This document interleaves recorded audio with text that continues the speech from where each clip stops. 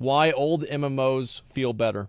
Many long-time MMO players fondly reminisce about the days gone when MMOs were far less optimized than they are now, when the games were more of a struggle to play. The old guard complains about today's modern MMO conveniences like tutorials, fast travel, quest markers, minimaps, group finders, and the lack of need to communicate. Many say MMOs have lost the social soul they had so long ago and simply aren't as memorable. Nice. However, many of the modern advancements people blame... I heard that New World's getting a lot of big updates. I'm actually thinking it might be time to come back to New World, guys. And New World's dead. If you want to shit on New World, can you at least admit that it's commendable that they're working so hard to improve the game? Think about how many games come out and like they just don't really go very well and they just give up. And then to make New World free to play with Prime, that'd be a great idea. I'd love that. Were added as a result of players directly asking for them. Is it possible to design a game to be worse and yet in doing so actually make the player's long-term experience of it better? Yes, I think so. I think that there are elements of friction, because that's basically what he's saying, elements of friction that do make the game more interesting. I think that a lot of those can be seen whenever you're talking about the leveling experience of Classic WoW. Giving the player a less optimized, less immediately fun experience actually result in them remembering the game more fondly, and indeed even recommending it to players precisely because of the fact it is less optimized. The answer... I don't agree with being... I don't think that being bad for the sake of being bad is a reason that people will continue playing a game. Yeah, I don't think that... But I do think that having some friction in games between interacting and doing certain things, it can actually make the experience better. I think an example of this is I think the original Red Ridge Mountains in WoW is it's a masterclass in what made MMOs great. You had like a lot of mystery. You had like at the very beginning, you just had, you know, like, oh, you're doing a few little quests. Then you're fighting the orcs. And then you get like quests. And it's like, holy shit, this is level 27 quests. And there's a bunch of mobs over there. It's like, yeah, it's not an elite quest, but there's so many mobs. I need friends. I need people to help me, right? And so it actually made it to where the player had to go and make the decision to, even though it's not an elite quest, a group quest, you got to group for it anyway. There is both yes and no. It's a Grub, paradox of adversity within game design, around. and it's one of the main reasons modern MMOs feel the way they do. It's also what Blizzard was trying to get at when they said, you think you do, but you don't. So let's discuss the actual psychology behind it. Okay. As usual, a massive thank you to all the supporters on Patreon and Twitch who keep the channel going. More information on how you can support at the end. For now, let's begin. Ladies and gentlemen, welcome. I'm Josh Strife Hayes. I've been making videos about MMORPG design for years, and one thing that I hear repeatedly from both old players who played the game back in the day and new players who are just discovering them is that older MMOs were better. Now, better is a very... They were better for their time. For example, I think Halo 3 is an objectively better game than Halo 2. I think it's an objectively better game. But I think for its time, Halo 2 was a better game than Halo 3. Halo 2 was much more groundbreaking. It was much more innovative than Halo 3. Subjective word. It's hard to define. It's different for everyone. But with so many old games still online, like the original EverQuest, or classic versions of modern games being released, like World of Warcraft Classic or old school RuneScape, there must be some element of design, some choice, beyond just nostalgia. Some reason people keep going back to older designed games. Over the years, I've tried to make videos explaining MMO design, breaking down design elements, comparing choices. I've covered the idea of the meta, the chosen one narrative trope, fast travel, endgame, abundance of MMOs themselves, microtransactions, graphics, level scaling, but now I think I've managed to distill it down to the simplest, most base reason. I'm going to call it the paradox of adversity within game design. It's not the catchiest title, I know, but it explains why making something better for the player in the short term can sometimes remove its ability to have a long-term impact. It's all to do with the human experience of overcoming adversity. Consider the following. If something, say a task or a challenge, is immediately easy, it will have a high number of people attempt it and complete it. Because it's accessible to a greater number of people. And because a great number of people tend to enjoy easier things, the task will see a relatively high retention rate. You could consider things like sitting on the sofa binge watching a TV show, or ordering a takeaway, getting dressed in whatever was lying on the floor. calling off a planned meeting because it's raining and you don't want to go. It's low effort, but... Or because you just don't want to go. I think that, I think it's not about overcoming adversity. I would actually disagree with that. Because you can look at something like Final Fantasy. Is that Final Fantasy MSQ is very well loved by everybody, and people think it's a great experience, and they find it very fulfilling, but there's no adversity possible. I think that it's fulfillment. And for a lot of people, they get fulfillment through overcoming adversity, but overcoming adversity is not the core fulfillment that they're looking for. Does that make sense?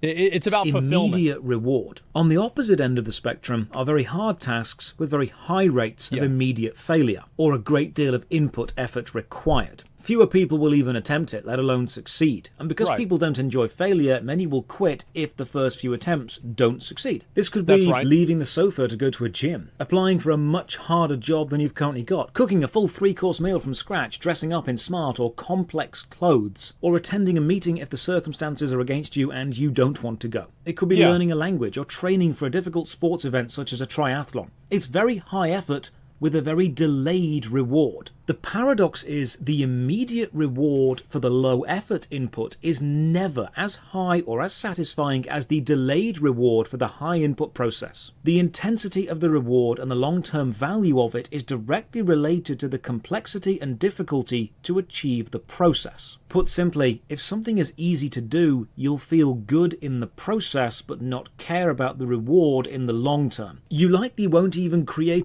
I would probably say that's true. Yeah, it's like you probably remember more things that happened to you that were really hard to do. Right? Like whenever I think of like what are a lot of my big memories from like raiding and WoW, it's never clearing the first boss. It's clearing the last boss or killing a boss with my guild or something like that. Yeah. So I think this makes sense. Yeah, sure.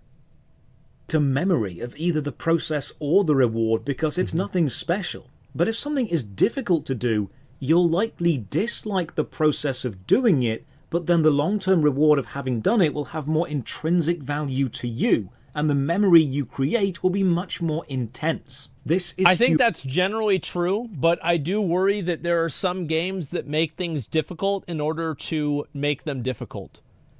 I think that, again, like things have to be fulfilling to overcome as well. You can't just have something be very hard or very annoying or very tedious and then expect people to gain a certain level of fulfillment out of it.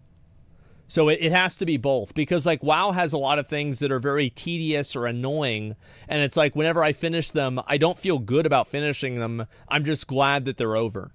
Yeah, it's like there's a balance between the two. We want the easy and immediate, but we place much more long-term value on the completion of difficulty. Nobody wants to struggle, but everyone wants the feeling and satisfaction earned from struggling and succeeding. That's why we got pay to win.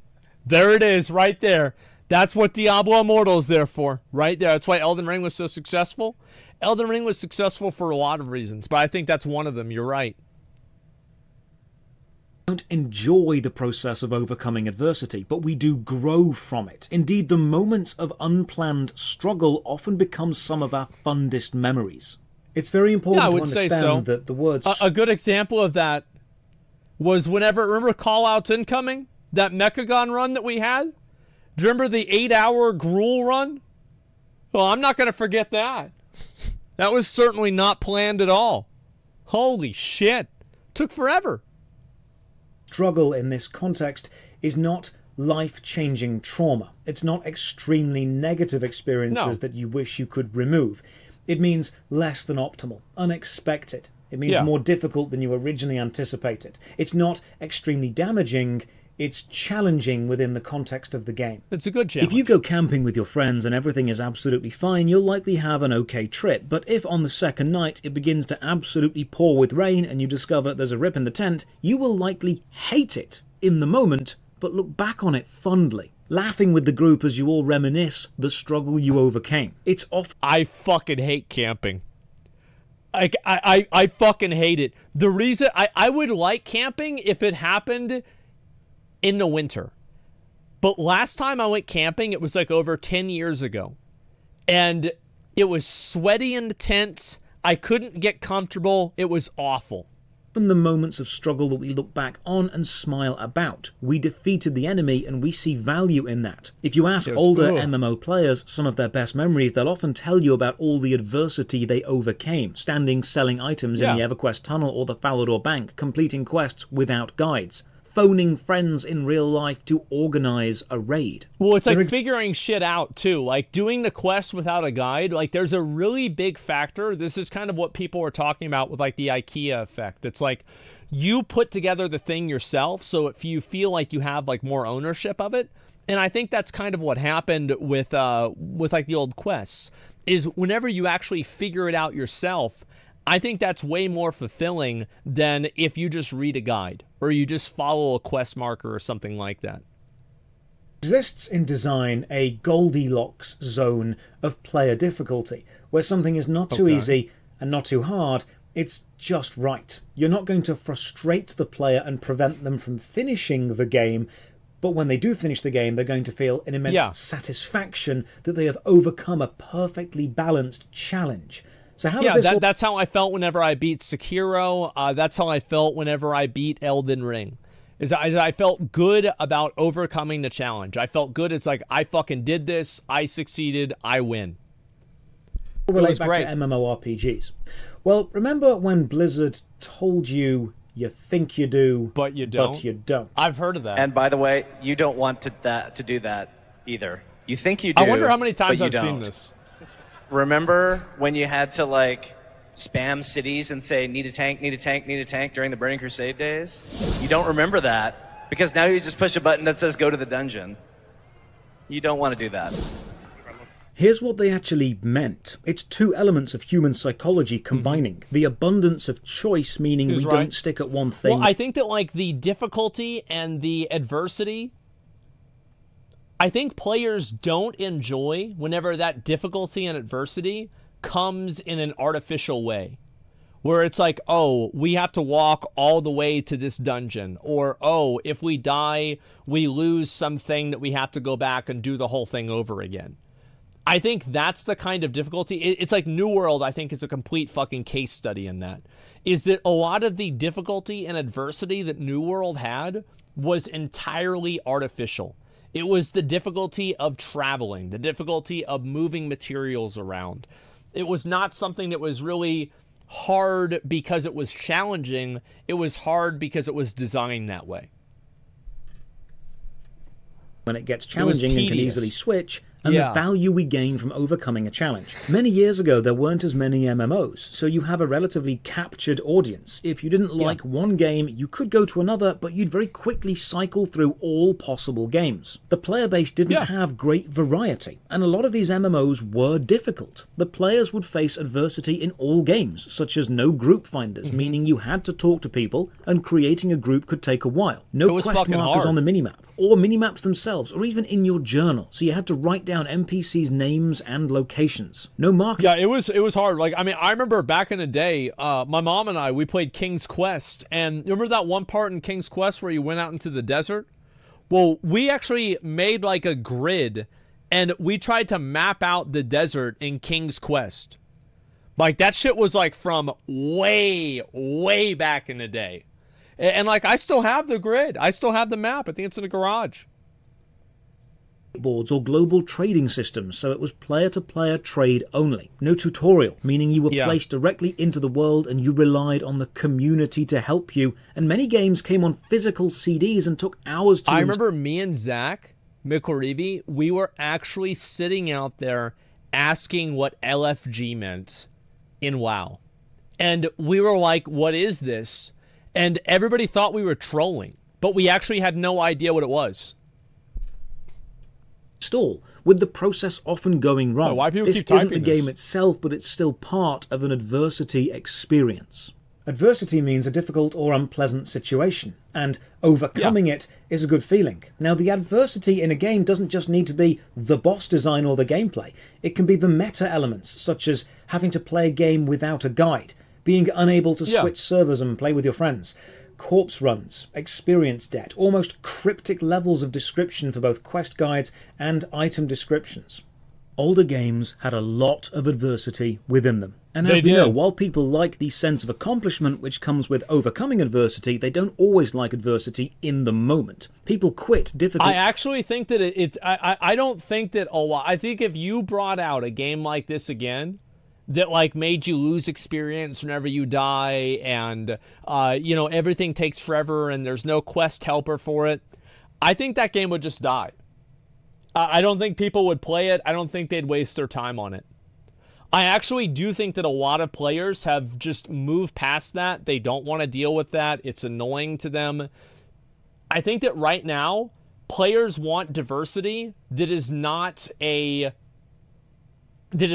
outcome of like bad design. They want like actual real adversity. things while they're Like still a hard in the fight difficult to do. bit. With that make older sense? MMOs, this wasn't a major problem for player retention because the players simply didn't have many other places to go. The end result was a hemmed-in... Yeah, that's the thing. It's like if you quit WoW, it's like, okay, now what are you going to do? Yeah, what are you going to do now, idiot? Yeah, all right, that's what I thought. Come on back. Let's go.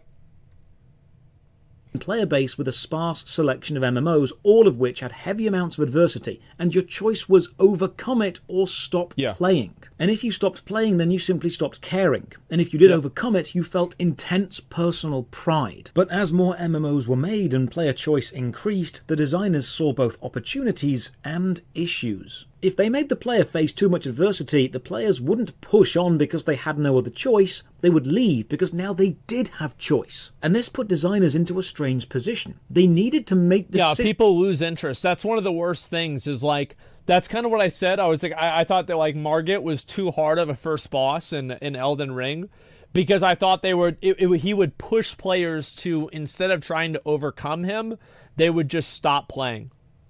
That's what I was worried about. So I do think there's a line would for it. experience immediately very easy to prevent the players leaving, but in doing so, they were reducing the potential long-term connection the player would have to that system because no one remembers the easy accomplishments. Take the group finder. Without it, players are forced to talk and communicate and connect. Bonds will form, friendships, rivalries. You have to time your gameplay sessions to your guild. The act of forming the group becomes a satisfying ritual itself, and when the group is formed, it will likely stick together because the process of forming another is difficult. That was the Scarlet Monastery Alliance experience. If you were trying to level and play the game, and you got to Scarlet Monastery, and there was nobody else there, and somebody in your group sucked, it was actually faster to teach that person how to play the game than get somebody new.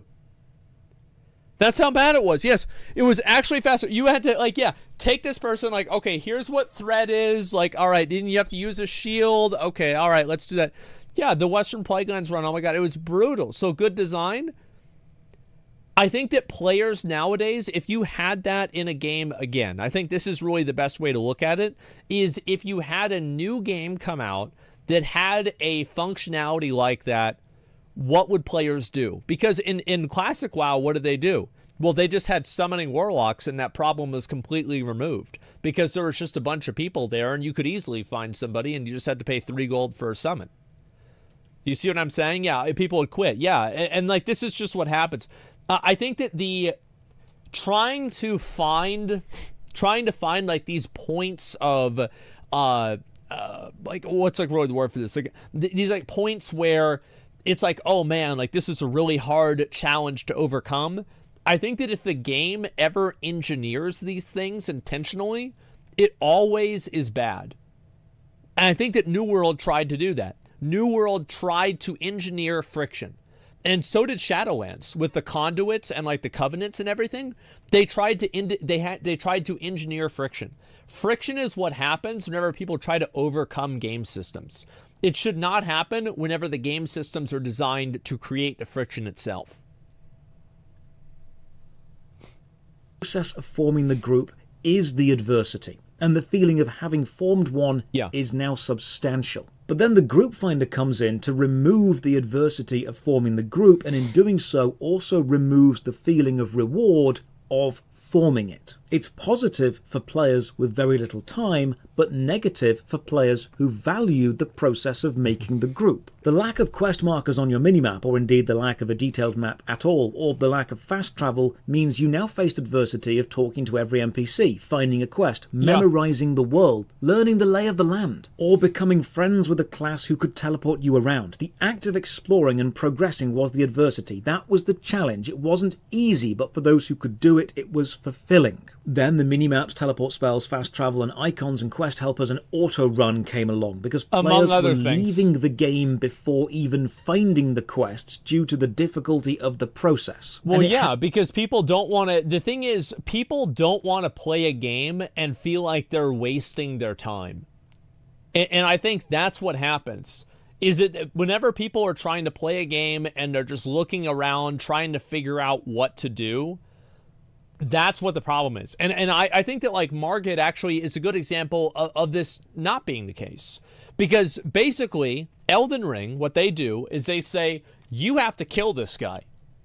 And we don't care how you do it, but you have to do it. So what they do is, like, you automatically know what you're supposed to do at the very beginning of the game. So then everything you do around that is in service of that goal. Do you see kind of what I'm saying? You don't? Yeah, but you kind of do. That's what a new player is going to think, is that you have to kill them. So it's important to have players know what they're supposed to do, but not necessarily spoon feed them every step in the process of getting there.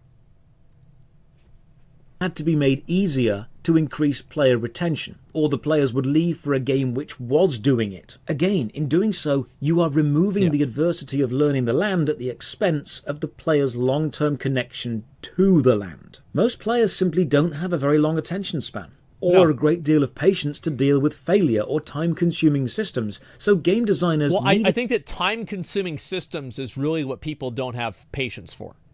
I think people can deal with failure. Absolutely, people can deal with failure. 100% people can deal with failure.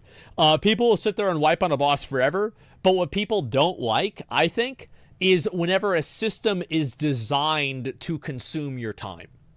Whenever it's like, oh, you've got to run all the way back to your corpse every time that you want to do a fight in WoW.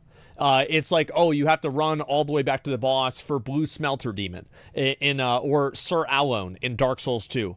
Like, these are the things that players don't like, because I think that for a lot of people, including myself, I view this as artificial difficulty. This is just like basically a time dilation mechanism that makes it take longer for me to achieve my goal.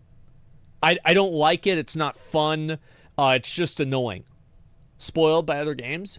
Well, it's not necessarily spoiled. It's just that I want to have the challenge in the game be around the challenge in the game, not the challenge to play the game.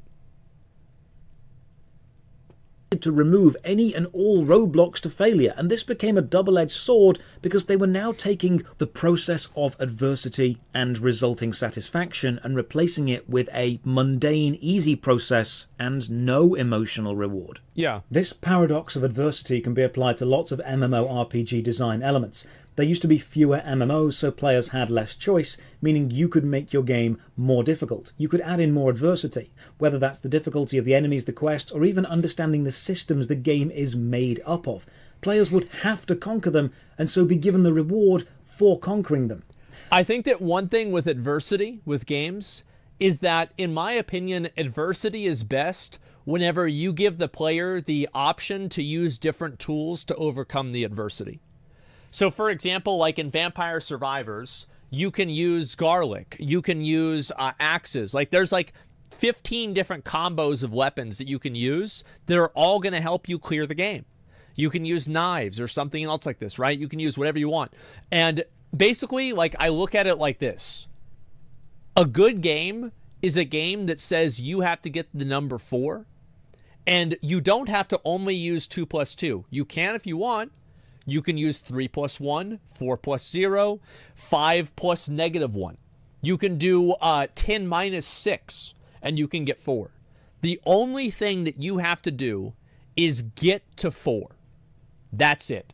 And I think that's why games like Elden Ring, games like Path of Exile, games like Vampire Survivors, games like Old WoW are so successful and so well loved because players found their own unique solutions for solving the problem, which makes that overcoming of the problem personal and it gives them more ownership of it. Whereas, like, whenever you're fighting a boss, a bad example of this, in my opinion, is Yorm the Giant in Dark Souls 3. Yorm the Giant, if you're not doing, you know, like an overpowered magic build, you pretty much need the storm weapon to kill him, right? Like, you pretty much do. So it's like, as soon as you figure that out, it's like, oh, okay, so I just use this. It's like, you know, like, I just need to find rock and he's scissors, or I need to find paper and he's the rock, right? So as soon as you find that, it's solved. But there aren't really a lot of other solutions. I like it whenever there are a bunch of different solutions and you can choose which one you want to go with in a game. Yeah, it's not satisfying to beat him. It's like, oh, okay, I found the magic solution to this. I think that in another way, it was not satisfying as much to beat Rykard either in Elden Ring. Because as soon as you realized that you just had to use the polearm, the boss died pretty fast. It was one of the coolest looking bosses and best boss fights in the game, but it wasn't really that impressive. You just figured it out and that was it. So yeah, it's you can get to the number 4 by doing anything. That is my best metaphor for how video games should go about approaching difficulty. Ironically now, if something is too difficult, players will leave and go to another MMO because there is so much choice. I don't think difficulty is the word. I think it's tediousness and time-consuming systems that exist for the sake of consuming time. That's why I think a lot of people quit. Not difficulty. Incredibly ironic that the design which sets up satisfaction, adversity, is also the design which drives players away.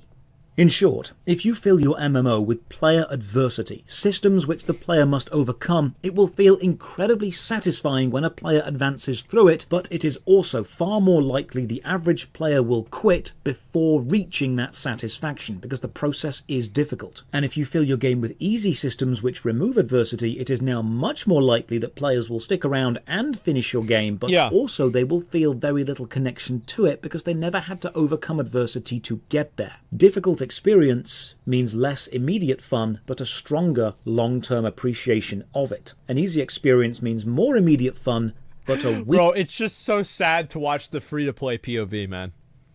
It's so fucking sad. Weaker long-term appreciation of it. You only need to look at the modern-day video game difficulty mythos to see how we as players value overcoming adversity. The Pandaren who leveled to maximum without leaving the starting Double zone. agent. Swampletics taking on the Theatre of Blood while locked entirely inside Mauritania. Let Me Solo Her, killing Melania wearing only a pot on his head. The Happy Hob, performing no-hit runs of the Soulsborne games, sometimes consecutively. Rendy achieving the level 3 fire cake in old school RuneScape. Finishing the Mario games without collecting any coins. We value and respect those who overcome adversity in games. And if that player is us, we end up valuing and respecting ourselves. So the reason many players have fond memories of older MMOs and will tell new players that older games are better is because they contained a lot more adversity and playing them demanded you overcome it, giving you as a player that deep sense of satisfaction which comes with doing that. They may not be fun in the moment, but they are infinitely more satisfying to look back on. Modern day MMORPGs have removed... I would absolutely agree with that. It's like whenever I go back and I think of the moments in time that I was like, man, this was such a good game, or I had so much fun here, it was always in the times that I was like in a place where it was difficult and I had to figure out some sort of way to figure it out or to get it to work or something like that. Yeah, I think so. It's like you guys have probably had that same situation. So if a choice is optimal way in the game, then why do games do sex almost force players' choice in which way they sell so badly? I don't know what that game is, so I haven't really played it before. Yeah, I have no idea. We've mauled it. Yeah, it's like there are some things that, again, like I do absolutely think that adversity for adversity's sake is not a... I think adversity for adversity's sake is like... It's like you're view botting, right? Like there's a big number there. There might be a lot of people like looking at it at the beginning, but everybody knows it's fucking bullshit. Like, that's the way I see it, is that whenever you add in adversity to content and there's no real like nuance to that adversity, there's no reason it exists other than the fact that it exists, then it doesn't feel good. It's like in New World, whenever you had a quest in town and you had to go talk to some guy or kill some bear that's on the other side of the map, and then after you killed the bear, you had to run all the way back to town. Well, fuck, man. That just took 30 minutes. With as much adversity as they can, necessary, because that improves the early to mid-game experience. The irony, of course, is you will retain more players, but you won't be generating those very human, very intense, very memorable experiences that come with overcoming an adverse system. It's why killing a boss after 100 attempts feels better than killing the boss after 1 attempt. You have achieved something difficult. The irony, of course, is that most players won't stick around for 100 attempts. They will declare it too difficult and move on to a different game. Well, you have to hook them into it, right? So you make it to where the first boss is easy. It's the same as what Blizzard does with microtransactions. Like, if the first pack that they give you is only a 200% bonus and it's $39, they're not going to do it. The way they do it is that, like, by the time that, let's say, like, what's the first wall in Dark Souls 1? Probably Capra Demon. That's what I would assume most people hit the wall on. So whenever you're fighting the Asylum Demon, he's pretty fucking easy. Whenever you're fighting the Taurus Demon, he's also pretty fucking easy. Gargoyles, yeah. But like, gargoyles are a little bit harder than Taurus Demon, but Capra Demon is really hard. So by the time that you get to Capra Demon, you've probably already played the game for at least 5 to 8 hours at this point. I'm talking about like first playthrough, you know, and you're not really looking everything up and like min-maxing, right? So like, you probably played the game 5 to 8 hours. So at that point, you are invested into actually trying to figure out how to play the game. But if you give somebody one of those really, really hard challenges right at the beginning, you are going to lose a lot of people because they haven't had time to gain the investment and the fulfillment that they would receive from clearing the boss. You know, like like Ornstein and Smo. By the time that you get to Ornstein and Smo, you've played this game for 20 hours, 30 hours at this point, probably. So you're ready, you're invested, you're here to win. And that's what the most important thing is that you want to make sure that you invest people into the game before you hit them with those huge challenges. Many players ask for easy routes to be added because they focus on the gameplay experience of right now more than the long-term experience and satisfaction gained by conquering a challenge. The skill in games design is to find that Goldilocks zone, where a game is challenging and rewarding while not being frustrating to the point of making a player quit. Older MMOs had much less competition. Players couldn't just leave for another game at a moment's notice, and even if they did, it would be just as difficult. So that Goldilocks zone was much broader for older MMOs. I think that it's like that's true. People will leave for a game and play another one, but I think people will come back. There have been nights where I've uninstalled and reinstalled Path of Exile 3 times. I'm not kidding. Like, I've uninstalled the game and I'm done with it, and I've come back and I've reinstalled it 3 times in one night. Okay, so like, it's kind of weird. It was. It's embarrassing to even say that, but it's fucking true. I did that. And it's just because I ended the game. And I was like, well, yeah, I can go play Diablo 3, but, you know, like, so I could play WoW again, but I was bored of playing WoW. So it's like, well, fuck, I've got to go back and play this game. And it's like, there's something about it that, like, you want to continue to overcome the challenge.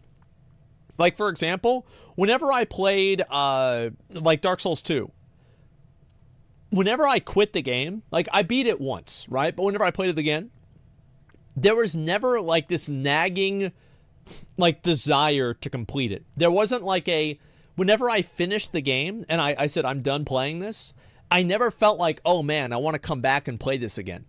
No, I was like, ah, fuck this. This game sucks. I don't want to play it. That was it.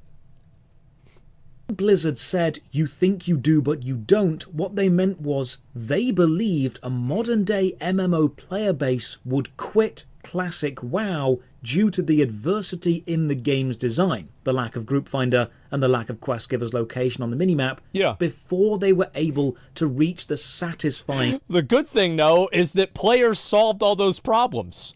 To be fair, right?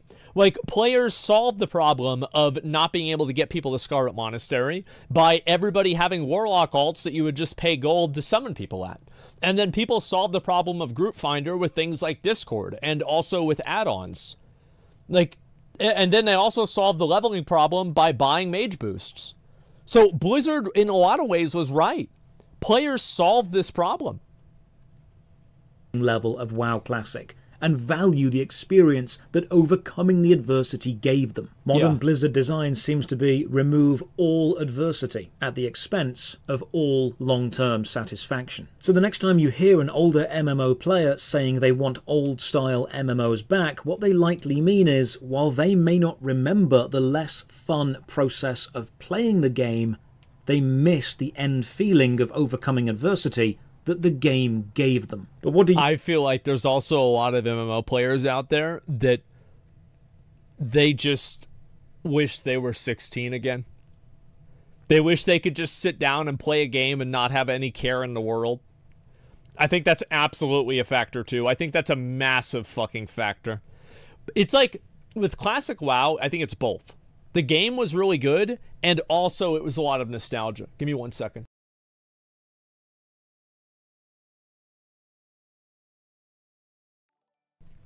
All right, I think we're good. Nostalgia is a bigger factor. I think so. So 30 years ago for me, I think that it was, you know, I played the game whenever I started playing, like right after I turned 16, right? I think so. When COVID started, a lot of people started playing. Well, I don't know about that. The adversities they had, what's this here? The adversity they had, they had adversities ahead they were well equipped for dealing with. Yeah, I think there's that too, right? It's like you're going into something and it's not as dangerous, right? I think so. Overall, I think that there is a big overlap between people that want MMOs, old MMOs back, and people that want their old life back. But I do think that there is value to having mystery in games. I think that that mystery in games needs to be very, very intricately crafted, and the mystery of the games and the tediousness of the games and the difficulty of the games cannot be engineered. So that means that, like, for example, running back to a boss is not, that's not what people really miss. They miss overcoming the boss. So focus on the good parts, get rid of the bad parts. I think Elden Ring did this perfectly.